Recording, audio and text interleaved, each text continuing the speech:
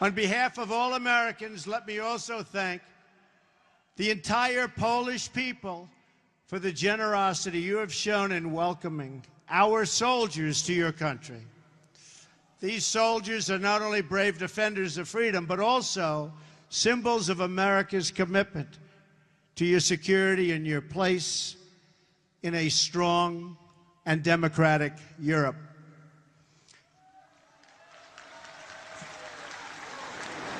We are proudly joined on stage by American, Polish, British, and Romanian soldiers. Thank you. Thank you. Great job. President Duda and I have just come from an incredibly successful meeting with the leaders participating in the 3 Cs initiative. To the citizens of this great region, America is eager to expand our partnership with you.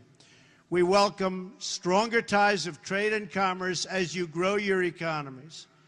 And we are committed to securing your access to alternate sources of energy, so Poland and its neighbors are never again held hostage to a single supplier of energy.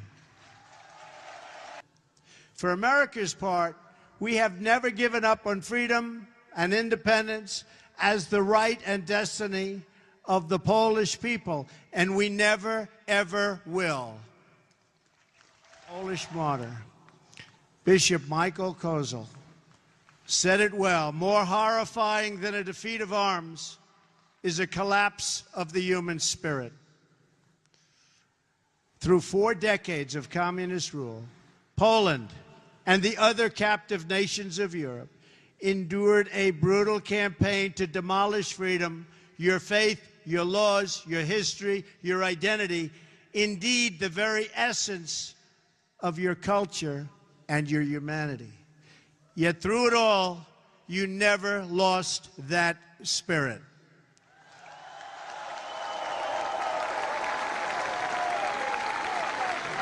Your oppressors tried to break you, but Poland could not be broken. And when the day came on June 2nd, 1979, and 1 million Poles gathered around Victory Square for their very first Mass with their Polish Pope, that day every communist in Warsaw must have known that their oppressive system would soon come crashing down. They must have known it at the exact moment during Pope John Paul II's sermon, when 1 million Polish men, women, and children suddenly raised their voices in a single prayer. 1 million Polish people did not ask for wealth. They did not ask for privilege. Instead, 1 million Poles sang 3 simple words: we want God.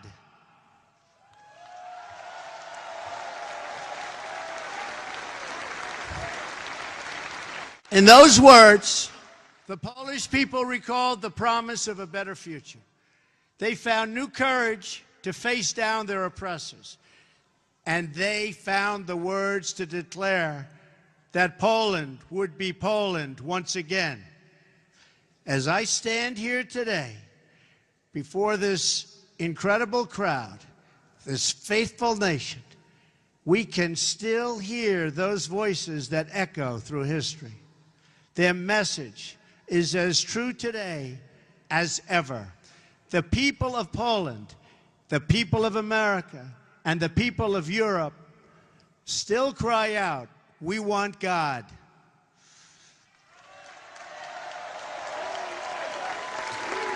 Together with Pope John Paul II, the Poles reasserted their identity as a nation devoted to God. And with that powerful declaration of who you are, you came to understand what to do and how to live. You stood in solidarity against oppression, against a lawless secret police, against a cruel and wicked system that impoverished your cities and your souls. And you won Poland prevailed. Poland will always prevail.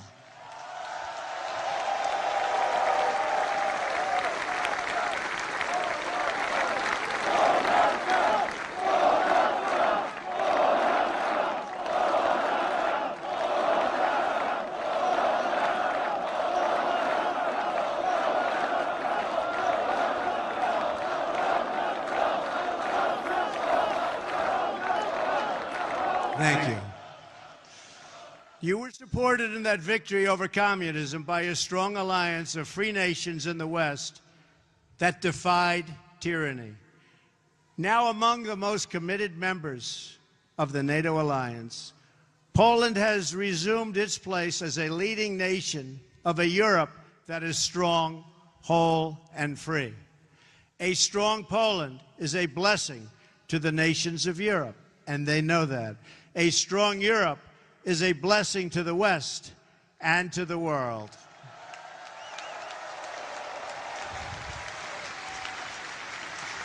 "100 years after the entry of American forces into World War I, the transatlantic bond between the United States and Europe is as strong as ever, and maybe in many ways even stronger. This continent no longer confronts the specter of communism. But today we're in the West, and we have to say there are dire threats to our security and to our way of life. You see what's happening out there. They are threats. We will confront them. We will win. But they are threats.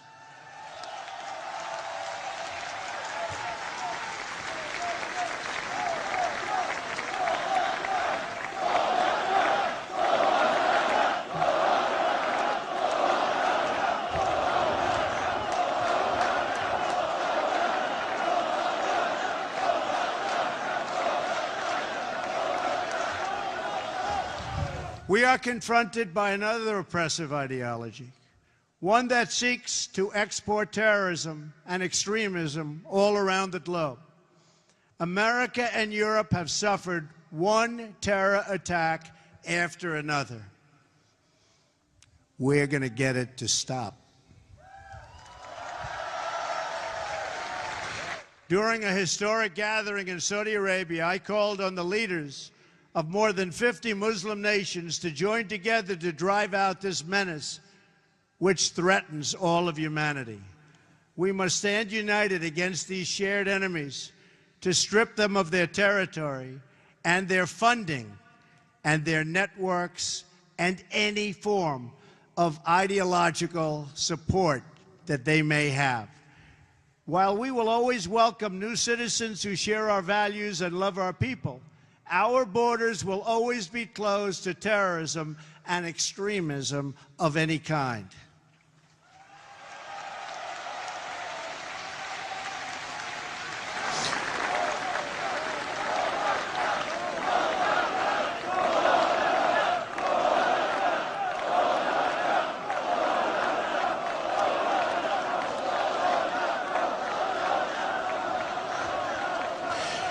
We are fighting hard against radical Islamic terrorism, and we will prevail. We cannot accept those who reject our values and who use hatred to justify violence against the innocent. Today, the West is also confronted by the powers that seek to test our will, undermine our confidence, and challenge our interests. To meet new forms of aggression, including propaganda, financial crimes, and cyber warfare, we must adapt our alliance to compete effectively in new ways and on all new battlefields. We urge Russia to cease its destabilizing activities in Ukraine and elsewhere, and its support for hostile regimes, including Syria and Iran, and to instead join the community of responsible nations in our fight against common enemies and in defense of civilization itself.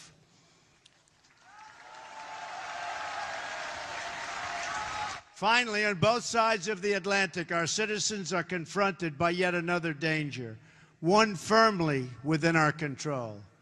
This danger is invisible to some, but familiar to the Poles. The steady creep of government bureaucracy that drains the vitality and wealth of the people. The West became great, not because of paperwork and regulations, but because people were allowed to chase their dreams and pursue their destinies. Americans, Poles, and nations of Europe value individual freedom and sovereignty. We must work together to confront forces, whether they come from inside or out, from the South or the East, that threaten over time to undermine these values and to erase the bonds of culture, faith, and tradition that make us who we are.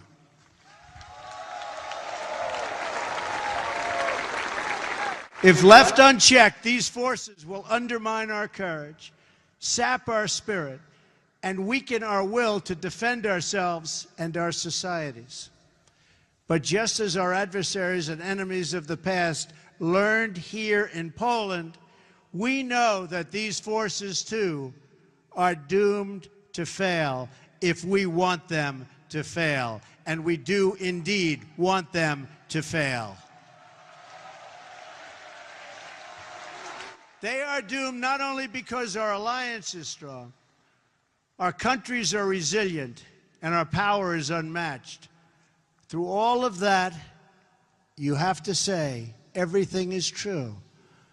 Our adversaries, however, are doomed because we will never forget who we are. And if we don't forget who we are, we just can't be beaten. Americans will never forget. The nations of Europe will never forget. We are the fastest and the greatest community. There is nothing like our community of nations. The world has never known anything like our community of nations. We write symphonies. We pursue innovation. We celebrate our ancient heroes, embrace our timeless traditions and customs, and always seek to explore and discover brand new frontiers.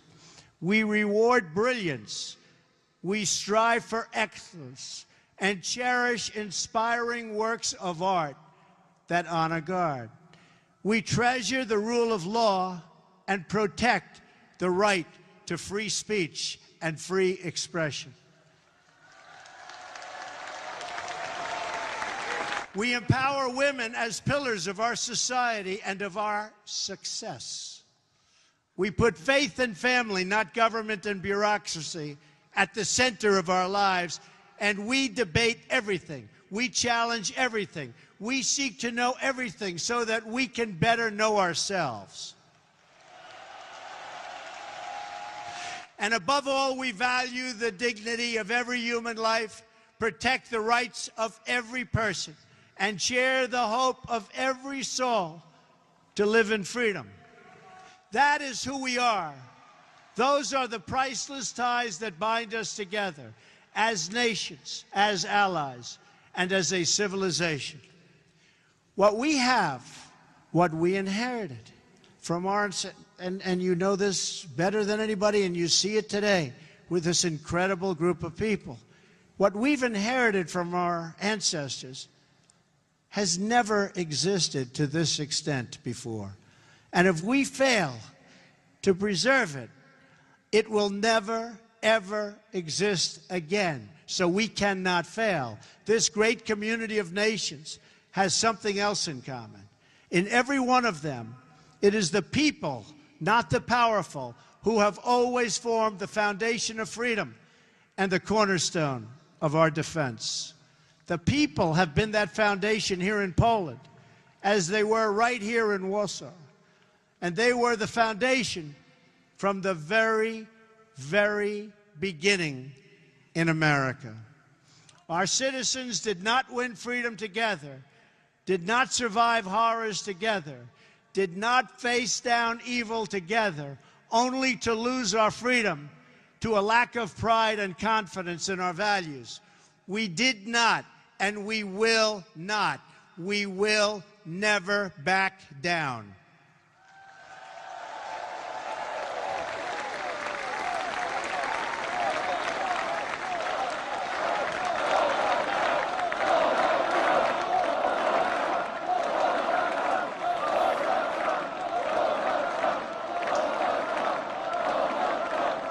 As long as we know our history, we will know how to build our future.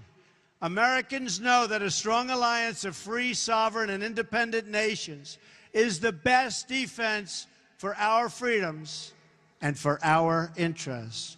That is why my administration has demanded that all members of NATO finally meet their full and fair financial obligation. As a result of this insistence, billions of dollars more have begun to pour into NATO. In fact, people are shocked, but billions and billions of dollars more coming in from countries that, in my opinion, would not have been paying so quickly. To those who would criticize our tough stance, I would point out that the United States has demonstrated, not merely with words, but with its actions, that we stand firmly behind Article 5, the mutual defense commitment. Words are easy, but actions are what matters. And for its own protection, and you know this, everybody knows this, everybody has to know this, Europe must do more. Europe must demonstrate that it believes in its future by investing its money to secure that future. That is why we applaud Poland for its decision to move forward this week on acquiring from the United States the battle-tested Patriot air and missile defense system, the best anywhere in the world.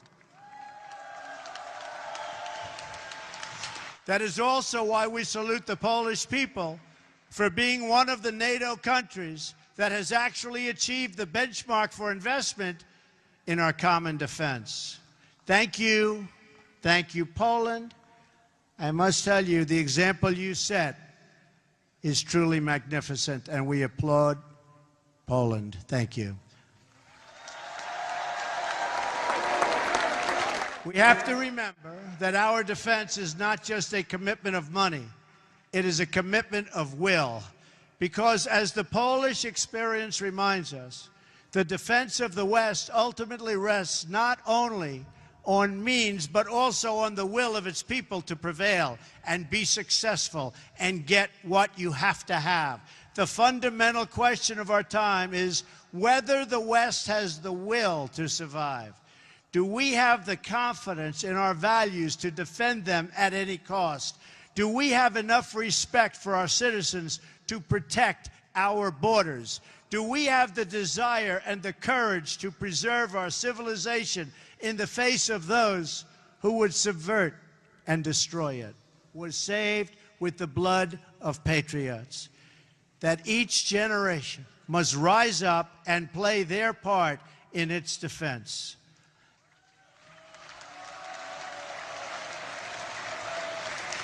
And that every foot of ground and every last inch of civilization is worth defending with your life.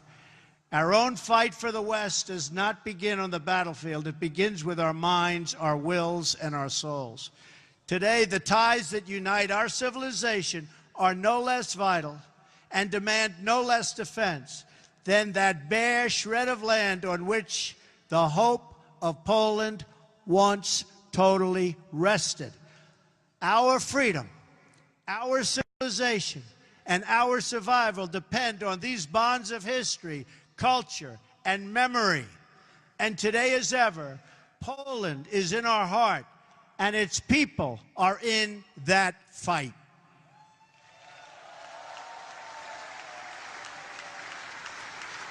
Just as Poland could not be broken, I declare today for the world to hear that the West will never, ever be broken.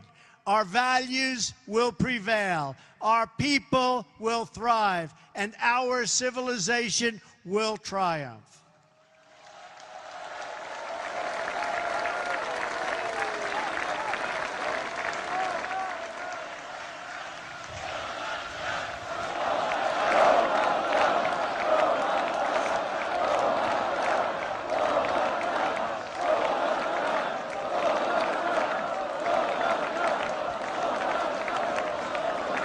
Thank you. So together, let us all fight like the Poles for family, for freedom, for country, and for God. Thank you. God bless you. God bless the Polish people. God bless our allies. And God bless the United States of America. Thank you. God bless you. Thank you very much.